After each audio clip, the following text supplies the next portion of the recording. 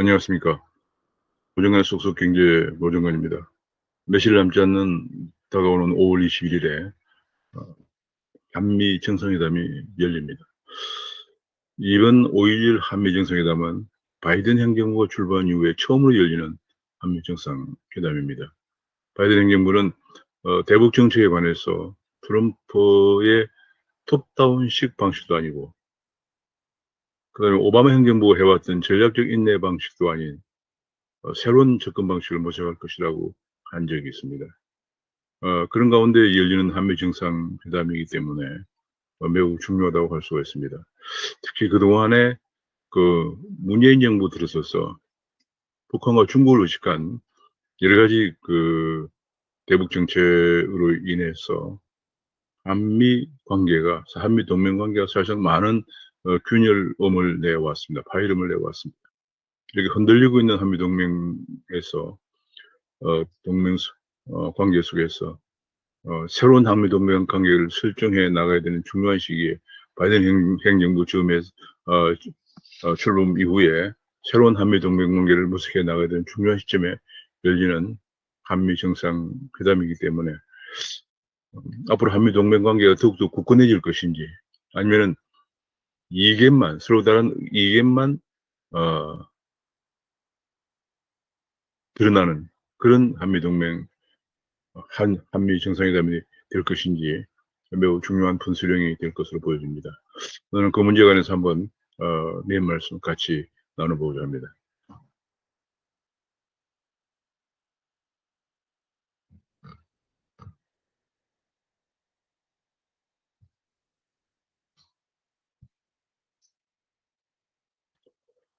제가 이렇게 주제를 정해봤습니다. 이제 임박한 한미 정상회담, 임박한 5일 한미 정상회담, 굳건한 한미 동맹 강화 계기가 되어야 된다 하는 주제로 말씀을 드리고자 합니다. 구독과 알림 설정을 눌러주시면 감사하겠습니다. 한미동맹의 윤곽이 대체로 드러나고 있습니다. 한미동맹 주요 의제가 네 가지입니다. 하나는 백신 문제, 반도체 문제, 쿼드 문제, 북한 문제였습니다. 지금 네 가지 주제를 두고 지금 2+2 빅딜론이라고 해서 서로 가닥을 잡아가고 있는 것 같습니다. 이 2+2 빅딜론이라고 하는 것이 쿼드나 통근 투자를 주고 백신과 대북 정책을 받는다 이런 얘기입니다. 그게 뭐냐면 쿼드에 대해서는 미국이 계속 한국을 가입하라고 주장했던 쿼드에 대해서 완전한 가입은 아니고 북한과 중국을 의식해서 부분 가입하는 것으로 군사 부문이 아닌 비군사 부문의 워킹그룹에 우리가 대한민국이 가입하는 것으로 가닥을 잡고요. 그 대신 미국에 요구하는 반도체라든지 이런 투자를 하는 것으로 미국은 줄기차게 반도체와 안보를 같은 안보 산업으로 반도체를 강조하기 때문에 지금 지난번 백악관 반도체 회의도 백악관에서 바이든 대통령 주재로 외교 안보 보좌관과 경제자문회의 의장이 참여하는 가운데서 열렸거든요. 그 정도로 바이든은 반도체를 중요한 안보 산업으로 강조하고 있습니다. 그래서 반도체를 미국이 주도하겠다. 동맹이란 차원에서 생산하겠다. 이런 정책을 펴고 있는데, 그런 그 시각에서 지금 현재 한국이 상당히 좀 주저하고 있는 사이에 미국은 대만의 TSMC가 지금 현재 애리조나주, 인텔이 있는 애리조나주 공장이 하나 있는데 5개 공장을 더 지어달라는 주문을 했다고 합니다. 그래서 미국과 대만의 반도체 동맹이 더욱더 강화되고 있는 그런 가운데서 잘못하면 한국의 반도체가 위기를 맞을 수도 있는 그런 상황입니다. 그런 상황 속에서 우리가 쿼드를 부분 가입하고 반도체 공장을 미국에 지어주는 진출하는 그 대신에 한국이 지금 고갈 상태로 위험 상태에 있는 백신을 공급받고 그다음에 대북 정책에 있어서 어느 정도 바이든의 그동안 강경했던 북한 비핵화에 강경했던 정책에서 우리가 주장하는 제재 완화와 대화를 어느 정도 반영하는 그런 방향으로 가닥을 잡아가고 있는 것 같습니다. 지금 얘기가 그러니까 바이든 요구대로 쿼드를 부분 참여하고 반도체 배터리 약 40조를 미국에 투자하고 화이자 백신 등 공급을 우선 공급받고 새 바이든의 북한 정책에 대북 정책에 한국의 제안이 반영된다. 그런 방향으로 얘기되고 있습니다. 근데 여기서 굉장히 참 난감하고 어려운 부분 중 하나가 북미 싱가포르 협의를 대북 정책에 반영한다. 그런 얘기가 나왔습니다. 그러니까 과거 트럼프 대통령과 김정은의 북미 싱가포르 협정을 바이든이 이어받았는 주장을 얼마 전에 문재인 대통령이 뉴욕타임즈의 기자회견에서 얘기를 했습니다만 이 부분을 반영하는 것 같습니다. 근데 바이든으로서 상당히 이것이 굉장히 어려운 그런 부분입니다. 마치 문재인 대통령으로 하여금 박근혜 대통령의 일본과의 위안부 협정을 이어받아야 된다라고 주장하는 것과 비슷한 맥락이죠. 문재인 대통령은 그것이 국가 간 협정임에도 불구하고 파기를 했습니다. 파기를 하고 일본이 자금 지원을 수립되던 재단만이도 해체를 하고 했습니다. 지금 트럼프가 북한 김정은과 마주 앉아서 했던 싱가포르 회담, 그 이어진 하노이 회담이 결렬되고 말았습니다. 그런 싱가포르 회담을 바이든이 이어받기를 요구를 하고 있는 상황이라서 과연 이 바이든의 입장이 어떨 것인가 하는 것이 굉장히 주목이 됩니다. 그래서 제가 아까 말씀드린 것처럼 오히려 이익만 드러내는 것일까? 아니면은 겉으로는 봉합이 되어도 내부적으로는 미국의 동아시아 전략, 특히 대중 봉쇄 전략에도 한국이 패싱되는 것이 아니냐 하는 우려도 생각해 볼 수가 있습니다. 반면에 우리는 이제 쿼드에서 이런 군사 부문을 빼고 다른 부분에 기후변화나 반도체 이런 쪽에 워킹그룹에 참여한다 이런 얘기인데요. 이것이 이제 약간 좀 반쪽의 한미동맹, 복원이 완벽하게 되지 못하는 그런 모습을 보이고 있습니다. 이것이 새로운 한미관계, 포스트 코로나 이후에 새로운 시금석이 될 것이다. 그런 얘기가 나오고 있고요. 결과적으로 북핵 문제를 어떻게 할 것이냐 하는 거와 그와 관련 한미동맹 문제, 쿼드 참여 문제, 백신 문제 이런 것들이 주요한 이슈가 이번에 한미 정상회담에서 어느 정도 가닥을 잡아 나갈 것으로 보여지는데 결과적으로 우리가 앞서 말씀드린 것처럼 쿼드 쪽은 불가에서 중국 북한을 의식해서 불가에서 비군사 부문을 참여하는 것으로 지금 현재 쿼드 쪽에서 기후변화의 워킹그룹이 여러 개 있습니다. 쿼드는 기본적으로는 4개 국가의 연대죠. 그러니까 미국과 일본과 호주와 인도를 연결해서 연대해서 중국을 봉쇄하는 이런 전략이죠. 지금 현재 미국은 현재 과거 냉전 1.0 시대 소련이 주 봉쇄 대상이었을 때는 미국이 2차 대전에 전쟁을 치루었던 적대국이었던 독일과 일본을 지원해서 소련의 공산주의로부터 확장을 봉쇄하는 그런 정책을 취해왔는데 소련은 붕괴되었고 소련은 붕괴되었고 중국이 새롭게 부상하면서 중국을 어떻게 봉쇄하느냐는 냉전 2.0 시대에 들어갔습니다. 이 냉전 2.0 시대에 중국을 견제하기 위해서 특히 중국은 아시아 국가이기 때문에 아시아 지역에 동아시아 전략이 중요한데 그래서 일본과 호주와 인도와 미국 이렇게 해서 중국을 견제하는 것을 쿼드인데 이 쿼드의 산하에 워킹그룹 여러 개 있습니다. 군사 부문 외에도 비군사 부문 그중에서 비군사 부문의 기후변화 워킹그룹 글로벌 반도체 배터리는 미국이 굉장히 중요하게 생각하는 안보 산업이기 때문에 여기에 참여를 하고 신기술 개발 표준화에도 협력이 예상되고 있고 그 다음에 이제 코로나 19 백신 파트너십에 어느 정도 우리가 미국의 협조를 받아서 미국의 모더나 백신을 아마 삼성 바이오로직에서 위탁 생산하는 것이 아마 어느 정도 확실시되고 있는 것 같습니다. 이런 쪽을 이제 우리가 가입하는데 문제는 북한과 중국을 의식해서 안보 워킹그룹에 불참할 경우에 우리가 반쪽의 워킹그룹 참가국이 되고 어떻게 보면 가장 중요한 것이 안보인데 예, 그럴 경우에 이제 우리가 가장 우려하는 바는 중국을 봉쇄하는 냉전 2.0 시대 중국을 봉쇄하는 미국의 봉쇄 절차로 해서 한국이 빠질 가능성에 대해서 우려를 하지 않을 수 없습니다. 자, 우선 코드가 그렇게 정리가 되어 가는 것 같고요. 백신을 미국의 해리스 부통령이 한국에 백신 지원 우선순위로 논의하겠다는 입장을 표명을 했습니다. 그 다음에 이제 백신 논의가 아무래도 지금 가닥을 잡아오고 있는 것이 한국의 삼성바이오의 위탁 생산하는 그런 방향, 미국의 모더나의 재판도 백신을 위탁 생산하는 그런 방향으로 가닥을 잡아가고 있고요. 이번에 아마 거의, 모더나 백신은 mRNA 방식으로 메신저, RNA 방식인데 이것이 아스트라제네카에 비해서 부작용이 적다고 합니다. 그래서 아마 그쪽이 되면은 모더나 생산을 한국에 위탁 생산하게 되면 상당히 숨통이 트이지 않겠나 생각을 합니다. 그다음에 반도체 문제인데 반도체는 앞서 말씀드린 것처럼 굉장히 중요한 안보 산업으로 미국이 간주하고 있습니다. 특히 이제 미국이 이 반도체를 중요하게 생각했던 여러 계기가 많지만 그중에 가장 최근 중요한 계기가 미국의 첨단 기술을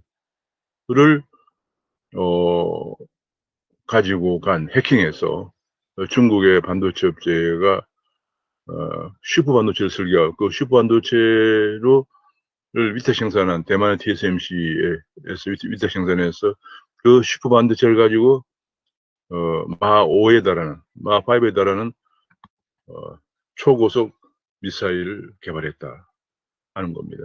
동풍 5인가 뭐 하는 그 미사일을 개발했다고 합니다, 중국이.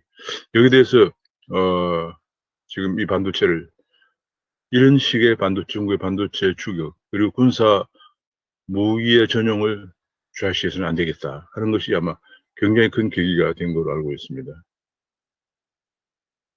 그래서 미국은 현재 인텔이 반도체 설계와 시스템 반도체를 주도하고 있습니다. 그 외에 다른 여러 반도체들이 TSMC나 한국의 삼성 전자가 주도하고 있기 때문에 이걸 전부 다 모아서 미국이 반도체 산업을 주도해서 방위 산업을 절대로 중국에 넘기지 않겠다. 이런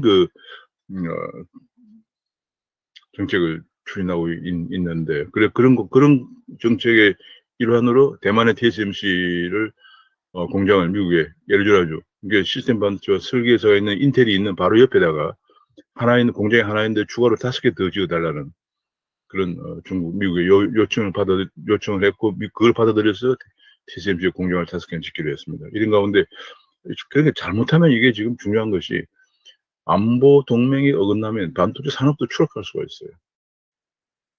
그런 점이 중요합니다. 근데 이번에 이제 한국도 반도체 미국에다 현재 삼성 현재 텍사스 오스틴 공장이 하나 있는데 추가로 하나 더 짓는 것으로 가닥을 잡아가는 것 같습니다.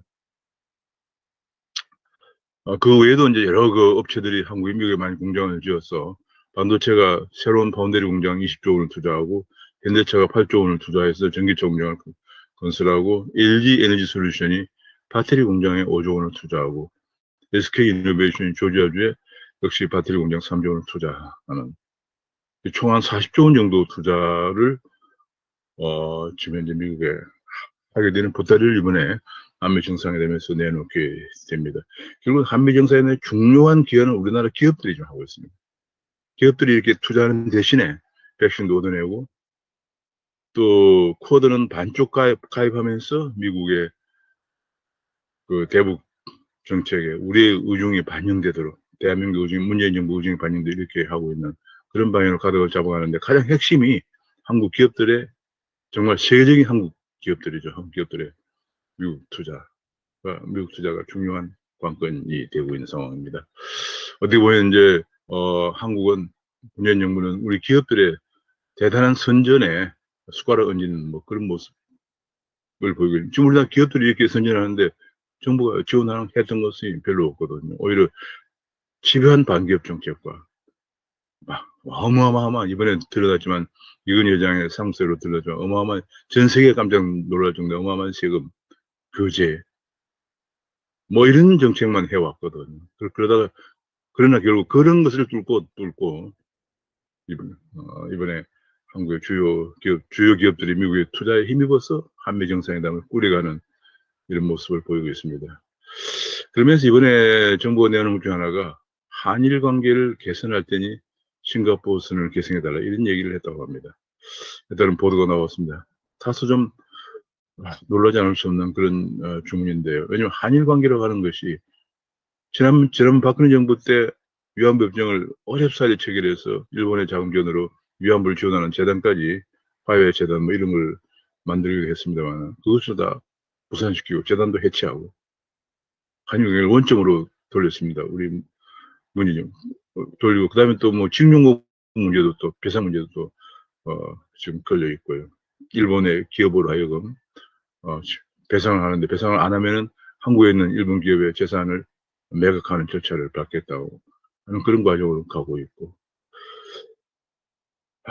그러면서 뭐 여기에 다른 얘기를 하는 사람, 다른 얘기를 이게 문제가 있다고 얘기하는 사람은 심지어는 뭐 토착 외구다 이런 얘기까지 몰아붙이고 있는 상황입니다. 그러면서 한일 관계가 냉각되면서 지금 뭐 한일 외교장관끼리 대화도 안 하는 그런 상황까지 악화되고 있습니다.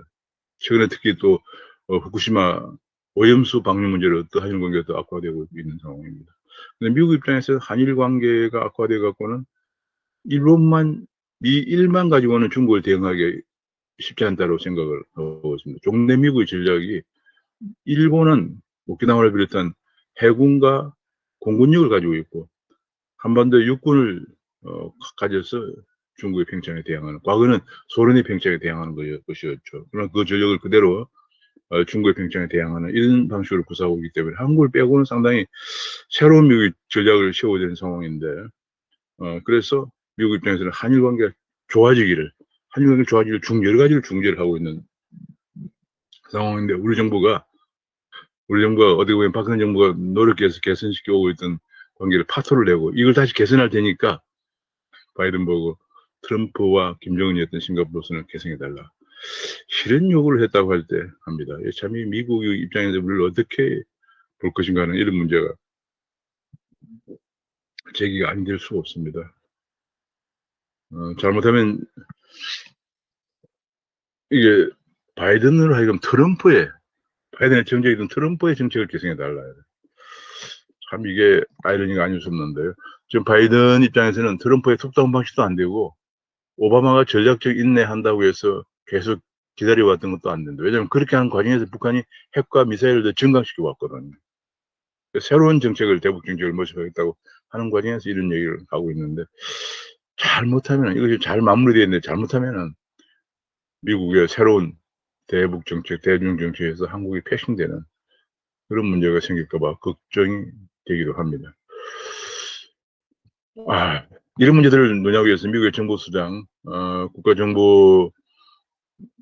정보국장이 한국을 방문해서 대통령을 만나게 되었습니다. 이게 그 전에 요 앞에 정상회담을 위해서 미국의 여러 수장들이 한국을 연이어 방문을 하면서 대화를 여러 가지 의제를 조율해 왔습니다.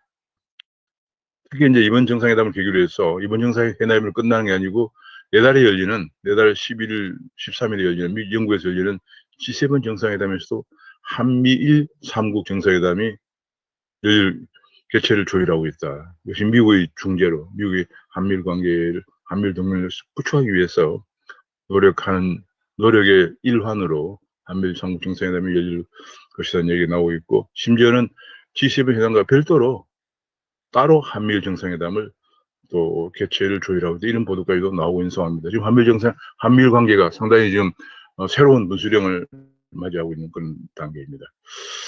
그런 가운데도 한미일 국방장관 회담도 조만간 열릴 것이다 하고 하는 그런 보도도 나오고 있습니다. 지금 이런 가운데 미국 일각에서는 바이든 행정부의 대북 정책이 새롭지 않아서 충격이다. 지금 북한 핵을 급한 현안으로 생각하지 않는 듯하다 이런 얘기가 나왔습니다. 이것이 오바마의 전략적 인내와 비슷하다 그런 얘기예요. 오바마가 전략적 인내하면서 기다린다고 하는 동안에 여기는 다시 말하면 북한을 우선순위에 북핵을 두지 않는 전략이었거든요. 그런 과정에서 북한은 더욱더 핵과 미사일을 개발해 왔습니다. 심지어는 북한은 트럼프와 톱다운식으로 대화를 하는 과정에서도 뒤에서 개발을 해왔다는 것이 지난번 지난 겨울에 북한이 새로 개발한 무기들을 드러내면서 군사 사의를 하는 과정에서 드러나게 되었습니다. 북한은 끊임없이 기회만 있으면 핵과 미사일을 증강시키고 있습니다. 그런 가운데 바이든 행정부가 만약에 우리 남한의 대북 정책의 제안을 받아들여서 우리가 쿼드에 반쪽 참여한 쿼드하고 반도 종전을 지어주는 대신에 참여해서 북핵 문제를 우선순위에 두지 않는 경우에 앞으로 다가올 북한은 그 기간 동안에 또 핵과 미사일을 증강시키고 더구나 이번에 바이든과의 회담을 계기로 해서 우리가 북한에다가 지원을 더 한다든지 제재 완화를 한다든지 이렇게 되면은 앞으로 북한이 증강된 핵과 미사일 문제를 우리가 감당하기 힘든 상황이 오지 않을까 하는 그런 걱정도 합니다. 정말 이것이 굉장히 중요한 상황인데요. 지금 요즘 반도체 문제에서 보는 것처럼 경제 협력이 곧 한미동맹이다. 기업 경쟁력이 곧 국력이다. 우리가 삼성전자다, 현대차다 이렇게 LG화학이다 뭐다 이렇게 하는 것은 가장 중요한 것은 LG 에너지 솔루션이죠. 하는 것은 우리 그 기업들이 글로벌 경쟁력이 있는 기업들이라는 것이 평가받았기 때문에 가능한 것이에요. 이런 것이 없으면은 지금 경제와 안보를 같이 가는 입장에서 한미동맹에 한마디로 지렛대가 없어지는 거죠. 그만큼 기업 경쟁력이 중요하다 하는 것을 다시 한번 보여주었습니다. 이번에 그런 기업이 없었으면 한미동맹, 한미정상에서 우리가 지렛대 역할을 할 수 있는 힘이 없는데 그렇게 되었다. 그래서 한미관계 강력한 기술 동맹을 구축하는 것이 중요하다는 지적이 나오고 있고요.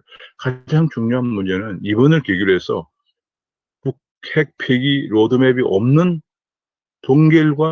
현 상태 동결과 보상은 안 된다. 이렇게 되면 아까 제가 말씀드린 것처럼 잘못하면 우리가 나중에 감당할 수 없는 북한 핵 문제를 직면하게 될 가능성이 큽니다. 이번에 가장 중요한 한미동맹 강화의 계기가 되어야 됩니다.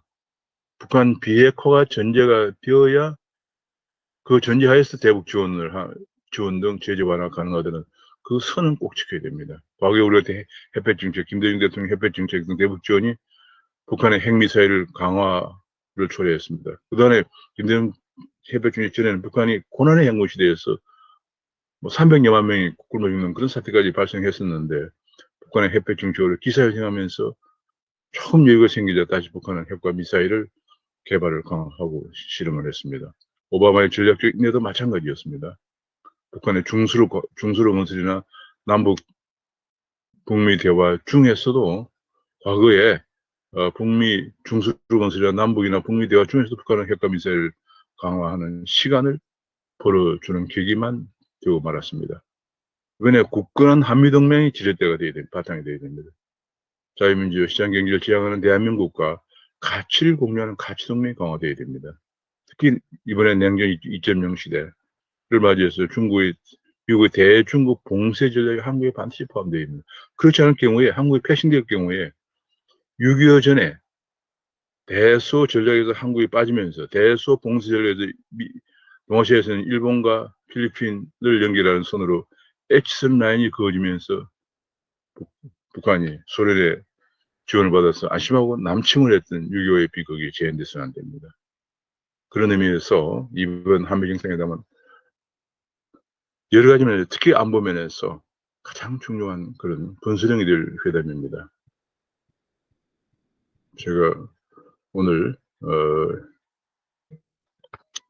며칠 앞으로 다가온 5월 21일, 5.11 한미정상회담을 앞두고 말씀을 같이 나누고자 하는 핵심 키포인트는 결국은 우리 기업들이 미국의 투자로 인해서 한미정상회담 우리가 많은 것을 얻어내고 있는 상황인데 그러면서 가장 중요한 것은 백신도 얻어내고 하는데 가장 중요한 것은 한미동맹이 더 강화되는 계기가 되어야 된다. 한미동맹은 흔들리는 것이 지속이 되면서 이번 정상회담을 계기로 북한 지원이나 제재 완화 쪽으로만 기울게 되면은 앞으로 대한민국이 감당하기 힘든 그런 상황이 올 수도 있다는 것을 말씀을 드리면서 오늘 같이 이 말씀 마치겠습니다. 감사합니다.